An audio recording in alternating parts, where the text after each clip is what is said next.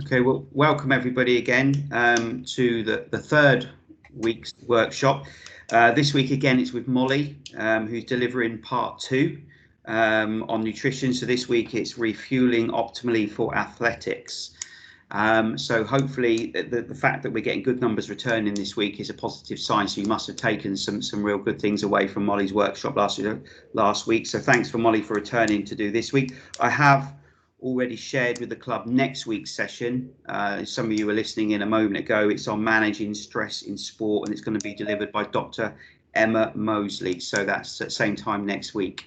So hopefully see some familiar faces there for that one as well. So I think we'll pass over to Molly, and those of you that don't need to have your microphones on until it's appropriate to ask a question, obviously you just mute yourselves in the background so we can all listen in to Molly.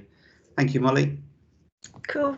Hi everyone, and thank you for returning, and hello to any new faces. I will share my screen in normal fashion.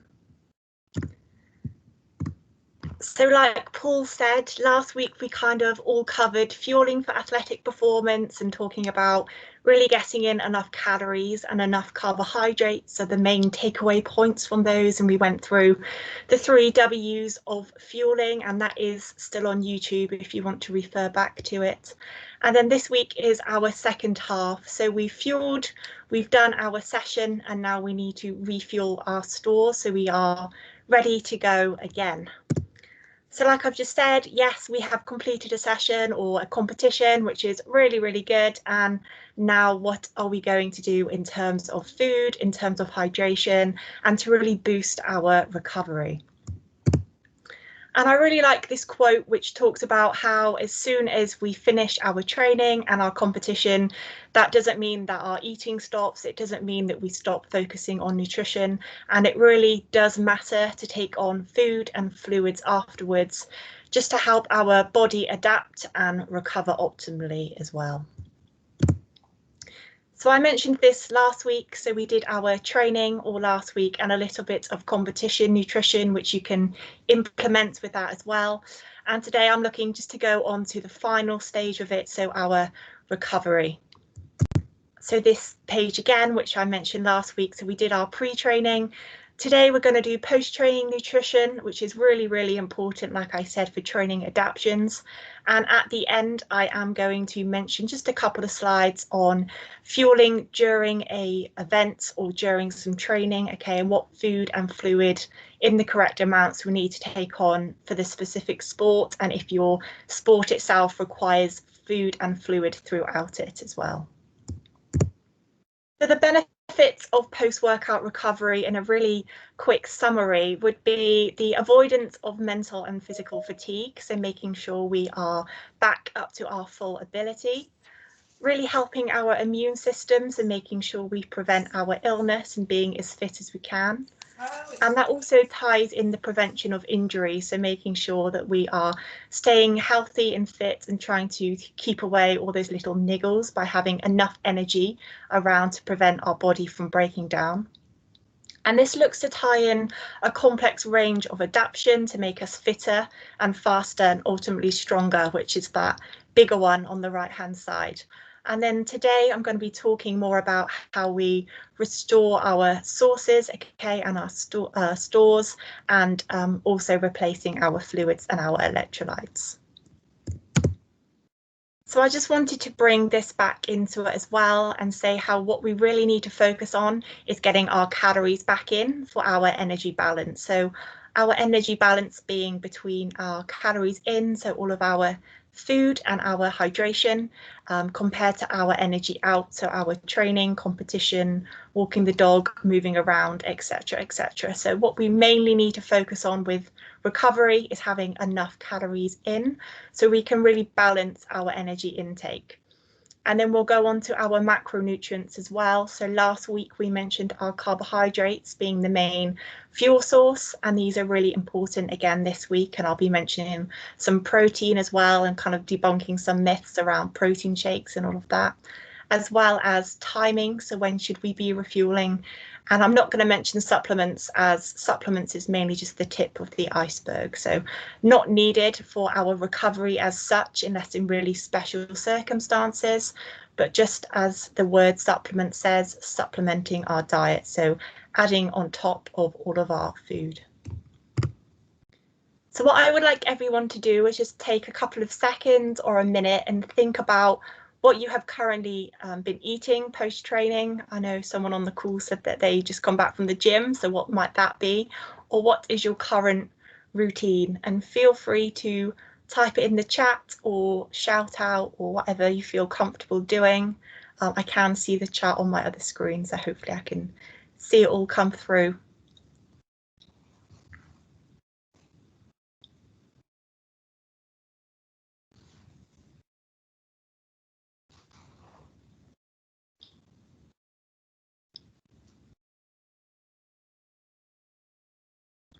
Veggie curry with rice, very nice, John. It's probably what you're consuming right now post-session. That sounds good. Very poor, no real plan. Okay, hopefully we can have some takeaway points from today to get on top of that. If anyone else has their suggestions and what they normally have, protein shake straight after training. Okay, Lizzie, nice, thank you.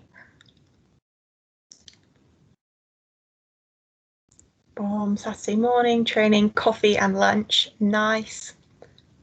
Cool, thanks everyone for getting all involved, and feel free to keep putting them through. So sometimes not hungry, yep, definitely. So normally after a workout we're not always that hungry, so we can talk about how to still recover without having to overwhelm our body with a high food intake. So last week we mentioned the 3 W's of fueling up, and today we're going to change the letter to an R, so evening, very nice.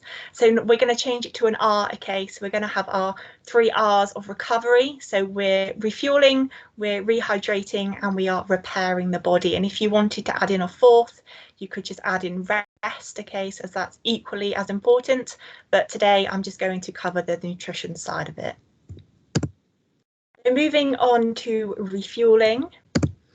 And last week, I again mentioned how when we have our carbohydrates, okay, they get broken down by the body and they get stored as glycogen to be used by our muscles to fuel our exercise. And what we need to think about is if we've been doing all of these exercise and using our glycogen stores, by the end of the session, they might be looking a little bit empty. So the higher the amount of intensity, okay, the more muscle glycogen we look to use. There looks to be a dose-response relationship between this. And it could kind of look a little bit like this. So pre-training, we've eaten all of our carbohydrates and our muscle stores are topped full of energy. And then we carry out our session, our competition, whatever that might look like. And then we do post-training, our muscle glycogen stores may have been depleted by over 50%. Okay, so the whole point of refueling is getting our carbohydrates back in to be able to get back up to that pre-training level, so we can go again as just as quick, just as fast, just as strong, whatever our sport entails. And this is all back to do to carbohydrates. So when we think about carbohydrates, the word fuel comes to mind, as well as refuel. So refueling with carbohydrates, ready to go again for the next session to really stock up our glycogen levels to perform at our best. And when we mentioned carbohydrates, we're talking about our cereals, okay, our breads, our rices, our pastas, our fruits as well, lots of potatoes. So there's probably more than that I've put on this slide, but ones that you can probably think of that you have in your own diets as well. So ones for breakfast, ones for lunch, as well as for dinner, and some carbohydrate snacks as well. So normally staples, which a lot of people have in the diet anyway, so they're normally okay to be fitting in these carbohydrate foods.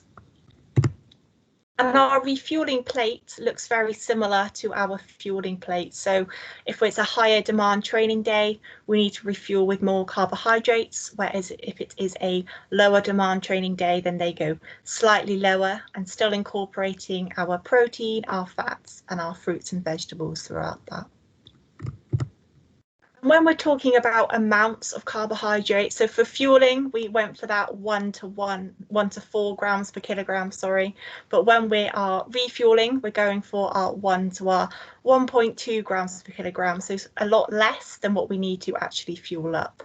So if we take an example of a 50 kilogram jump athlete, okay, that would look around 50 to 60 grams of carbohydrates to refuel with.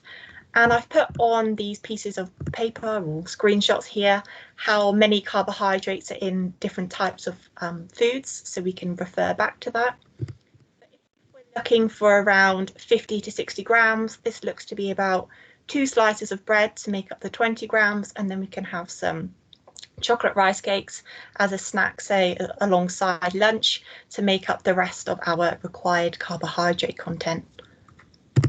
And if we put it together in, say, our day of carbohydrate eating, we have our lunch with our bagel, our banana for our carbohydrates to fuel. Then we train, and then we can go on to our sandwich, toast, whatever that bread might be, and our rice cakes as well to really refuel those glycogen stores.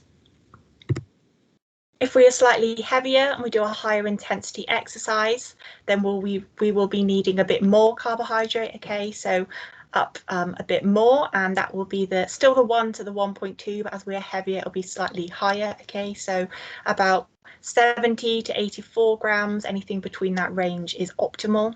So that looks to be around, say you look at a homemade burrito, or if you order one from somewhere where they normally have a wrap and usually half a pack of rice alongside chicken or beans and whatever else is included in a standard burrito. So we like to put that in our meal as well. We've covered refueling, and basically the take-home message is carbohydrates. So we love carbohydrates for fueling up to get our muscle glycogen stores really high, and then we also like them to refuel to make sure that they go up to that same level so we can carry out our exercise again.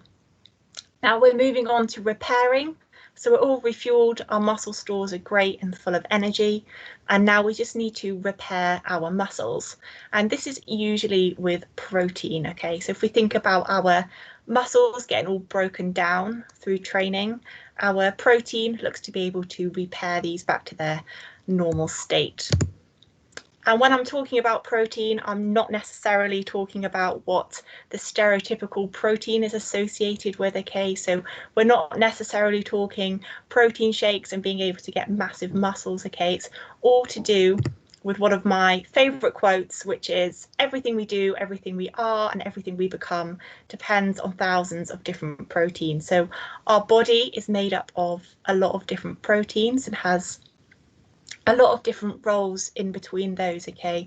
So just to label a couple here, protein is really essential in the body for growth and repair. So what I'm talking about today being recovery and repair of our muscles, as well as having other functions like structure, so our skin and our muscles, our hormones, some other important factors in the digestion tract, helping our immune system as well, okay? So lots of important roles of protein, and it isn't necessarily just to get big and strong, although really important for our growth and repair, for our recovery.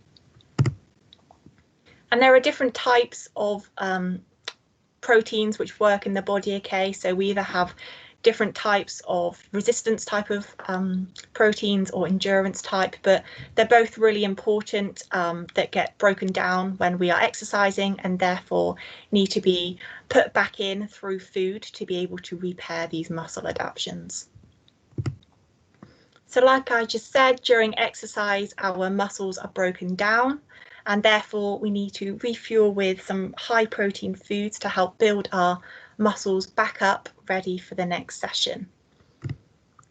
And when we look for our sources of protein, so a lot of protein is found in animal sources, so our meats, our poultries, our fish, our eggs, lots of dairy foods as well.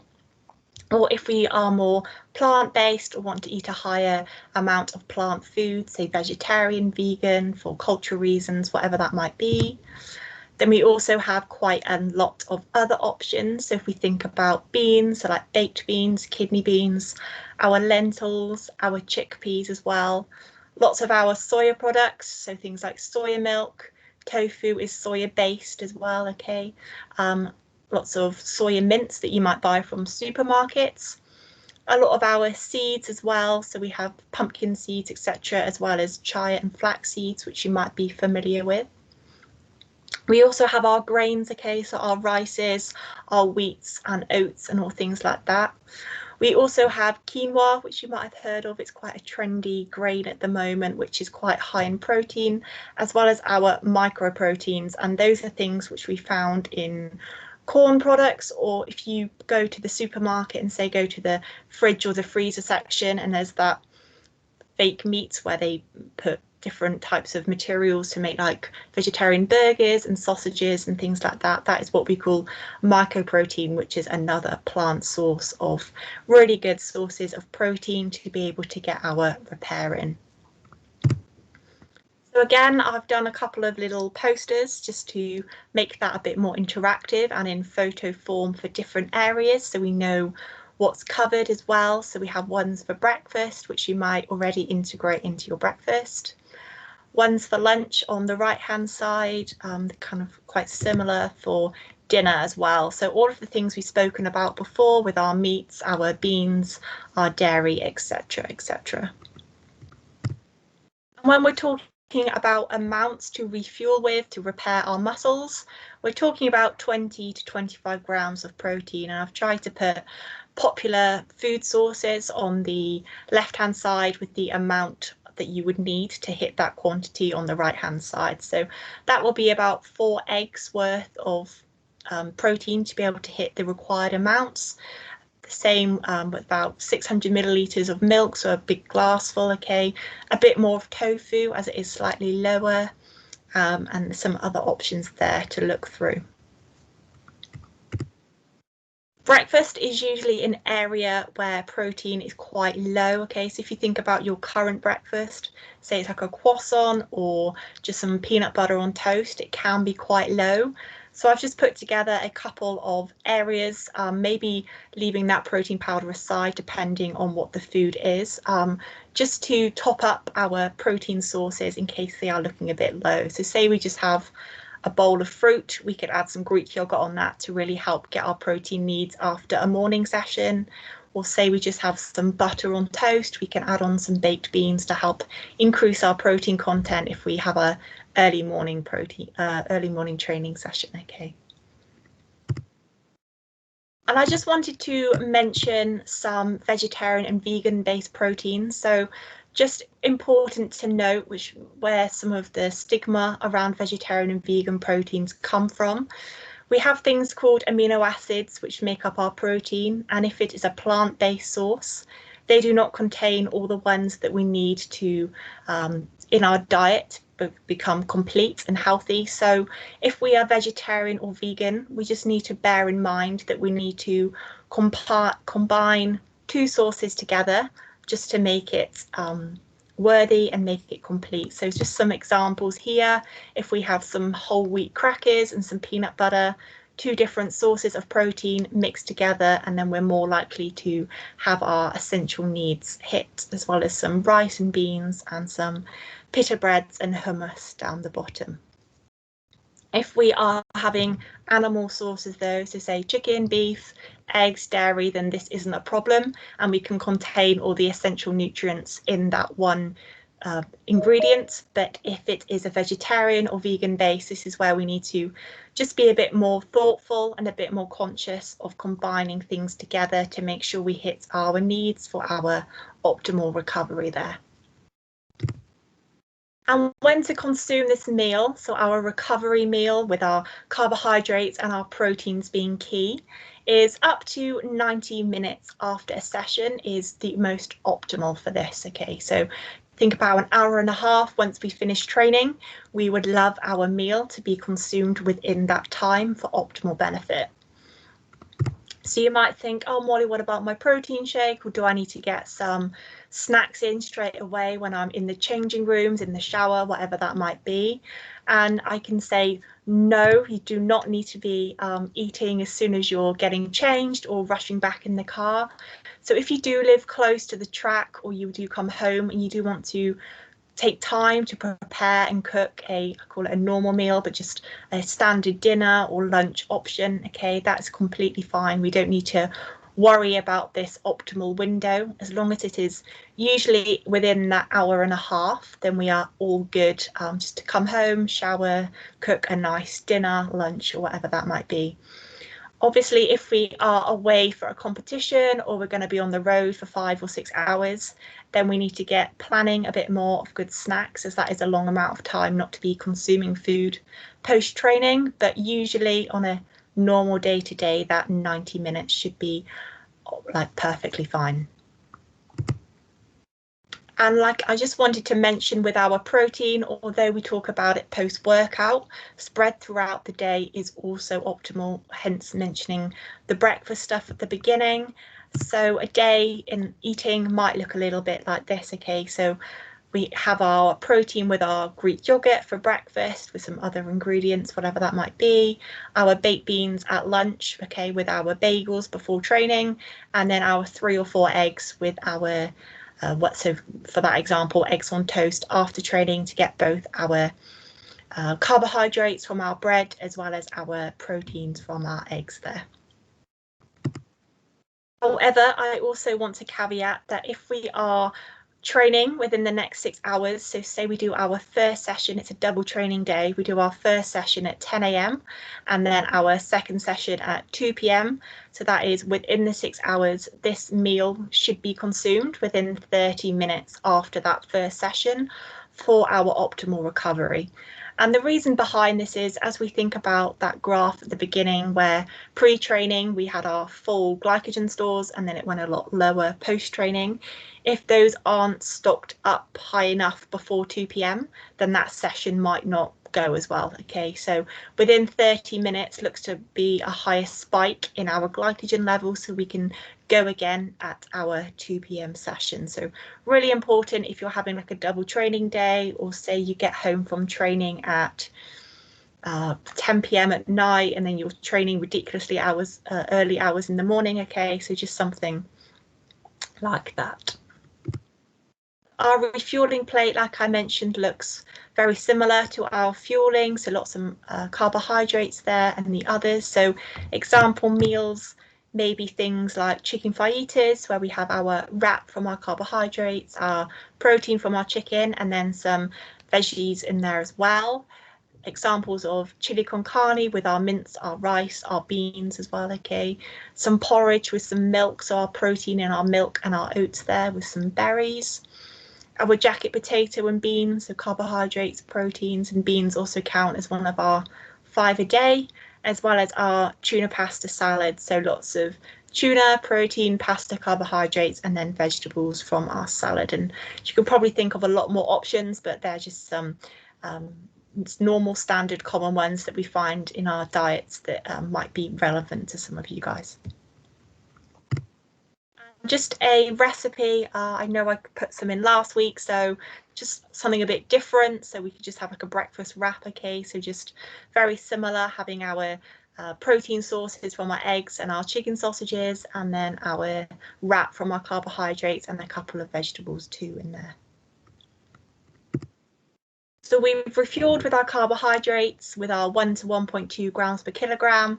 We've had our protein, our 20 to 25 grams in our repairing of our muscles, and now we're looking to get all of our fluids back in, so we are not dehydrated and that we are back to our optimal hydration status.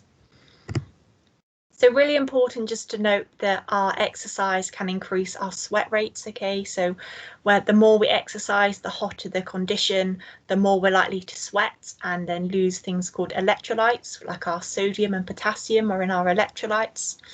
And therefore, this looks to be different between individuals. I know some people sweat a lot more than others, okay? You can probably think in your own terms where you fall within that range. And therefore, if we don't replace all of the water and the electrolytes that we lose, then dehydration is likely to occur. Usually women also have a lower sweating rate than men, okay, as well as children being a lot lower. And if we do have caffeine or coffee, that doesn't really alter our hydration status. I know there's been lots on the media about that, how you shouldn't really have coffee, but the research backs up that you do not need to worry about coffee with hydration. But sadly, alcohol does help us fully rehydrate. So ideally, no alcohol after a training session would be the best for optimal hydration. Or no, I know that can get a little difficult if we're in, say, a competition or something like that.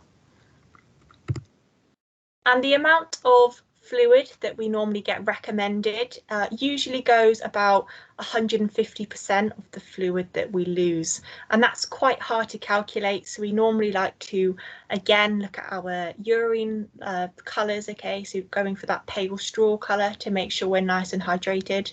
But if we did want to be really exact with it, then it's just trying to get back 1.5 of the weight that we have actually lost. Options being things like water, squash, okay, fruits and vegetables in water to make it nice and flavoured, our teas, even our coffees, things like that. And also adding in a little bit of salt, okay, would be great, as it really helps stimulate our thirst and get more fluid back into the body. If we think about we've lost our sweat, meaning we've lost salt, you might sometimes taste salt in your sweat. Then being able to get some more salt back in can be really great to get our hydration levels back up. So I like to go back to my smoothie analogies, okay, and adding in a carbohydrate source, a protein source, and a fruit or a vegetable to really create that smoothie. So really good if we're post-training session, we're not that hungry, or would just feel a bit sick if it's been a really hard session, but we still want to get our food in. So things like a smoothie are quite easy to digest, being that liquid form compared to some food. So just an example being our oats from our carbs, our yogurt from our protein, and our berries, very similar to our fueling smoothie, okay? And what I really like to recommend is our chocolate milk. So it's got lots of benefits. So it's really tasty, so it's really easy to consume. It's quite cheap as well. We have our carbohydrates in there too, okay? And our protein from our milk, our carbohydrates from our sugar.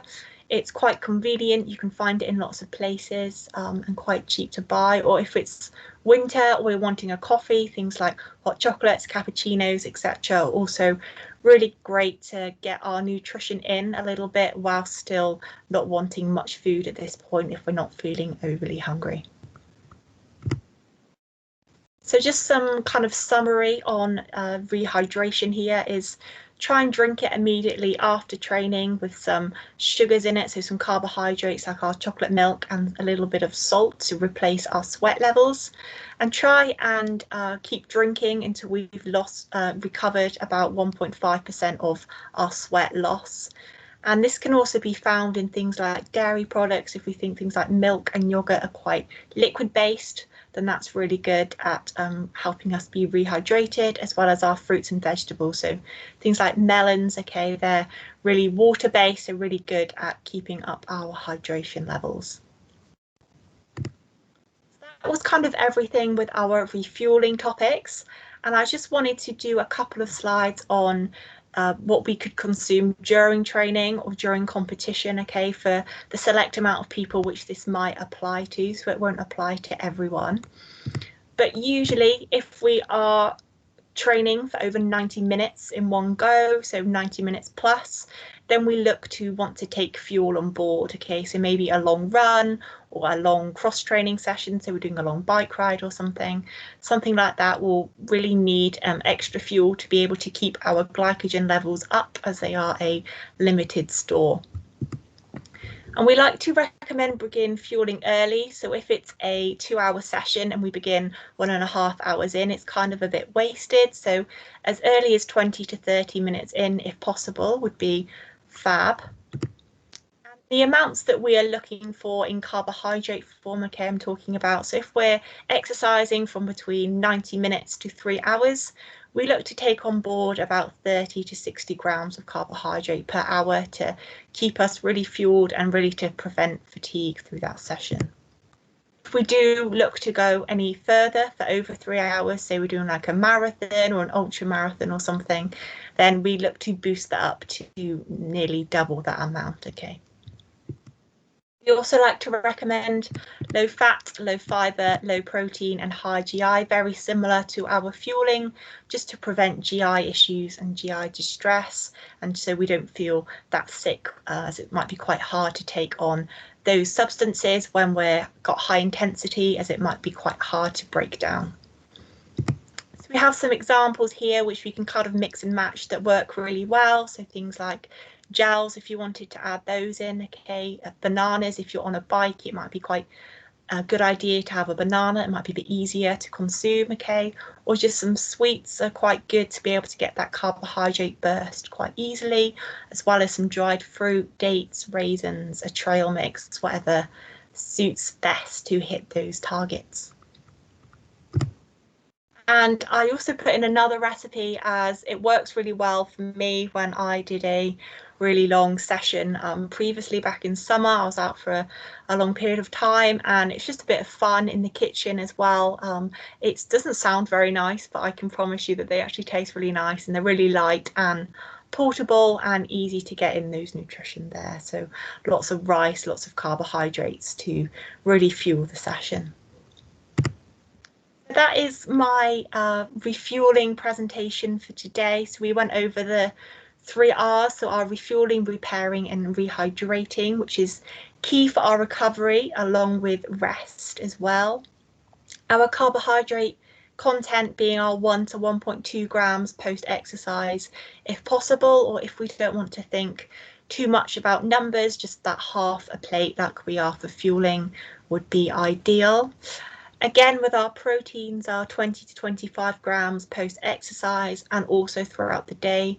But again, if we don't really want to think about numbers, about a quarter or a third of the plate, or even just a big fistful works really well. Okay. That hydration should say 150% of the fluid loss, that is my bad, with salt. But again, we can just look at our urine colour, monitor that, make sure it's not too dark and that it's low enough to be classified as hydrated. And then if we're looking to do longer sessions, anything over 90 minutes, if you're an hour, that's fine, you can just have your water and then refuel afterwards. But if we're looking to be a bit longer, then that 30 to 60 grams per hour when exercising would be brilliant. And again, I've just put together some infographics just to take away with you. So kind of just some key points. I did the carbohydrates one last time, but just a protein one as well, just to be able to, for people to understand the function as well as the 3 R's, and very simple to understand on the right hand side there. So yeah, thank you everyone. Thank you for listening for the past 2 weeks. I know it's been a lot of talking on my behalf, so thank you for sticking around and engaging. And any questions, if you do want any extras, I can put my email in the chat.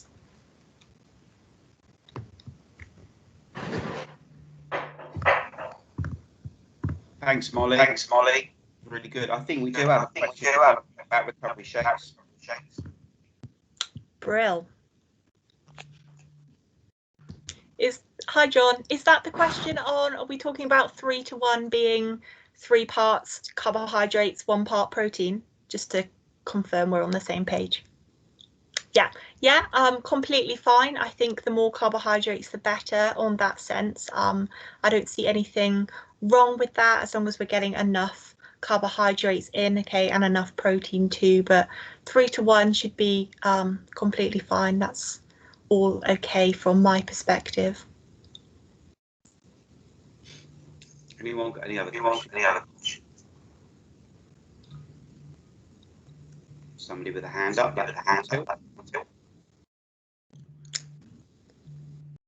Hi John, Tilt, do you have a question? Hi Molly. Firstly, thank you ever so much. Really useful again. Mine's not really a question, it's a statement. I'm getting feedback here. But what I'd observed, I think, here from everything you've shown and said, both in the previous presentation and in this one, is that there's nothing special that I've seen here. There's nothing that I probably couldn't go into my cupboard over there and actually find myself. Is that fair, or are you keeping something from me here? Is there a secret ingredient I'm missing?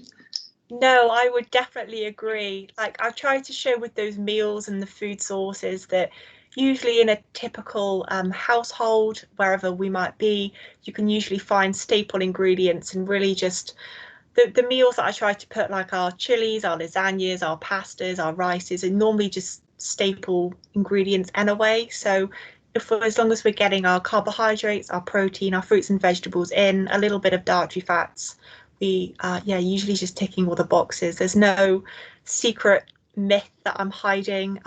If we're looking more individualized and really going to the elite levels, then we can add in other things, okay? But for the general optimal nutrition, just the staples work really well. I think it's sometimes overcomplicated, but can be a lot simpler sometimes than people think. Okay, thank you. I see that Lillian also asked a question. So oat milk, hot chocolates post-training. Great question, Lillian. As a hot chocolate, completely fine. Just worth noting that if we are concerned about our protein content and if we are using oat milk as our protein, our vegetarian and vegan options are a lot lower than our dairy options. So it would be worth noting that if we are vegetarian or vegan or don't want to have dairy milk, just making sure we have another source of plant-based protein in there, okay? But if you do want dairy, that would be more optimal from a protein perspective, but all depends on the reasons behind that. If we want to go vegan but have a higher protein content, the best one would be soya milk in that perspective. So hopefully that answers that one. No worries. I also see another question from John, so I'll answer that one. Cherries, yeah, more definitely popular and in recovery. Lots of cherry active. So tart cherry juice has definitely come up recently as a recovery tool. Okay, so I would say that if we are struggling with recovery or we have lots of training sessions, a really intense period, we could look to add in some cherry tart juice. Okay, so it's actually from normal cherries. If we just go to the supermarket and buy some, you would need a lot of cherries to get in the right quantities to really have this effect. So that's why it's usually packaged in a supplement and sold in a gel or a bar or something to really get the high dose. But as a nutritionist, I always go for the food first approach. So usually just making sure we try and tick all the boxes that I've covered today. But if we are struggling with recovery, have a really intense period, then we can look to add things in. But if you want to talk about this separately, feel free to message me and I can go over it in a lot more detail and discuss the research with you. We also have another question from Laval, so I'll just say, lots coming through. What advice would we give in regards with sleep and nutrition? Really good question. With kind of nutrition and sleep, mainly just avoiding caffeine. So caffeine does quite have a long effect afterwards. So ideally 6 to 8 hours before you go to bed, we should be stopping having that caffeine. So maybe switching to a decaf or some other alternatives. There's some evidence with things like fruit to really increase our melatonin levels to make us drop off a lot easier, as well as people find carbohydrates help them sleep well, but mainly just sleep and nutrition. There's not loads about it. It's more just our recovery and really making sure that we stay away from our caffeine sources. We also have a question from Noel about hot, humid locations use salt tablets.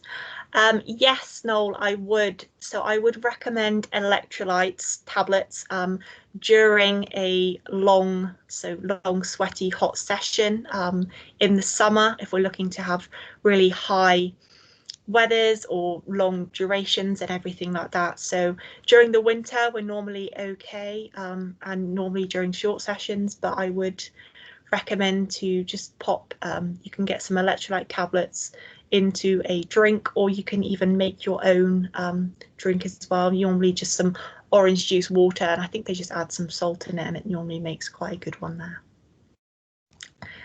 Another question being, what are your views on BCAAs, especially with veggies, with help? Yes, Lizzie, great question. So for the audience, branched chain amino acids. So I mentioned kind of briefly our amino acid profile being different in vegetarian foods compared to meat-based foods. And our branched chain amino acids are our main ones, which really help with muscle protein synthesis. So when we are going more of a vegetarian diet or vegan diet, we're not getting as many of these essential amino acids, hence BCAA supplementation. Great that you mentioned how food is also better. So like I said, I would also always try and add in, say, our beans and our rice and mixing together proteins. I would only really recommend BCAAs if our protein intake is really low or we're really struggling to mix those together. But a really great question, so thank you for that one. John, your hand is up again. Unless it's left up from last time. Yep, okay, no worries. Does anyone else have any questions? Thank you for all the questions. It's really great to see you all getting involved. Hi Molly. I was just going to ask one last one. I can't resist every time. It's all right. You mentioned earlier about the sort of stereotypes around protein and it being around sort of gaining muscle mass. I know a lot of concerns for athletes in general, as well as younger athletes, about, you know, bulking, and that's something they don't really want to do. I just wondered if there was any, you know, sort of typical concerns around how much protein to have, how much is too much. I know we sort of linked on 20 to 25 grams sort of spread out through the day, but, you know, if someone was having, let's say, 30 or 40 and they're younger, like, is that a cause for concern, or how does the body kind of deal with it? Yeah, really good question, John. So what I tried to do with that slide where I put the crosses over the protein thing is just to say that having a high protein diet doesn't necessarily make you massive and bulky. As if it did, I think we would all be walking around with massive muscles, and by looking at some people on the camera, we aren't doing that. Okay, so one, we need a lot of a high resistance training. Okay, so we need to do a lot of strength training, and again, when we're talking about high protein levels, we're talking about things about 2 to 2.5 grams per kilogram to really get that high protein level. So recommendations for strength athletes that want to get strong, want to get bigger, are up to that 2 grams per kilogram over the course of the whole day. For endurance athletes, it can be a bit lower, so about 1.4 to 1.6 grams per kilogram across the whole day. So that 20 to 25 grams is kind of in meals, but nothing to worry about. I would never worry about eating too much unless you have a kidney disorder or kidney issue, then it can get a bit different there. But if you're all healthy and fine in a standard diet, you wouldn't really be having too much unless you're supplementing with loads and in the gym like 6 hours a day. Does that answer your question? Yeah, thank you.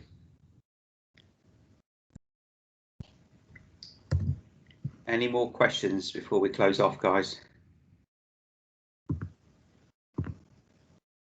Okay. We've all got Molly's details. So if you do have any questions after today, then obviously Molly's very busy, but she'll do her best to get back to you. So thank you very much, Molly, and thanks for John getting you along, agreeing to do these 2 workshops for us. I'm sure everyone's found it really invaluable. Thank you everyone for attending. It was a pleasure. So thank you for having me, Paul, in Southampton Athletics Club. We have another hand up quickly. Another question? Sorry, I clicked the wrong button. It's all right. It's all right, Jenny. It's all right, Jenny, no problem. So next week I've shared the invite. I don't know if Tracy's already shared it with you, on managing stress in sport. So a couple of psych workshops that John's managed to arrange. So hope to see many of you again next week. So thank you again. Good night, everybody. Enjoy your evening.